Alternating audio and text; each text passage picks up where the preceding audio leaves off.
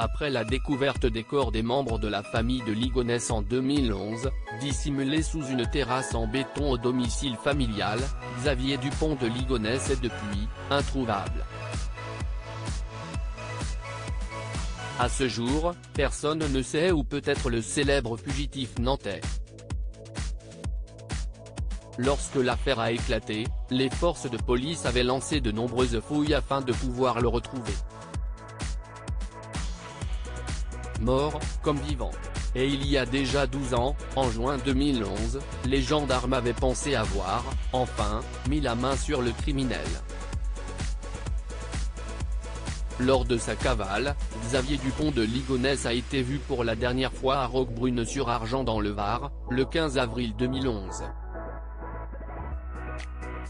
De ce fait, comme l'avait révélé Le Monde, les enquêteurs ont donc réquisitionné une dizaine de spéléologues du Spéléo-Secours du Var afin d'examiner plusieurs cavités situées autour du rocher de la commune afin de pouvoir trouver la trace du notaire. Pour cause, au cours de l'enquête, les enquêteurs pensaient que le principal suspect dans cette affaire s'était volontairement caché dans une de ces cavités afin de mettre fin à ses jours. Une hypothèse encore soutenue par de nombreux passionnés. Seulement, après maintes recherches, rien n'a été trouvé dans ces fameuses cavités. Le mystère reste donc entier. Xavier Dupont de Ligonnès, s'est-il suicidé? Si pour beaucoup d'internautes et de gendarmes, Xavier Dupont de Ligonnès est potentiellement mort, pour d'autres, il est en vie. C'est notamment le cas de son meilleur ami, l'auteur Bruno de Stabenrath qui, lors de son entretien avec Gala FR en avril 2022, s'était penché sur sa théorie. Un corps, ça se retrouve. Xavier était quelqu'un qui était du côté de la vie.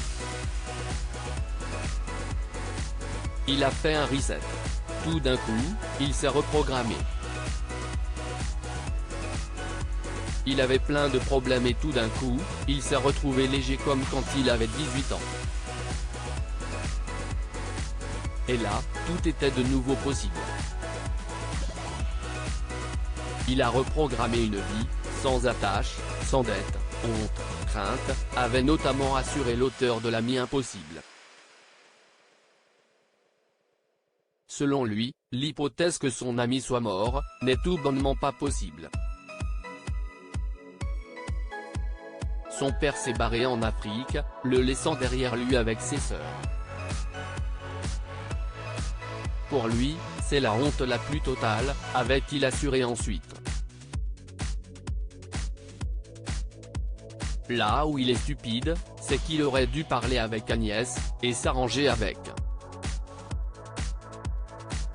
Crédit photo, capture d'écran Facebook.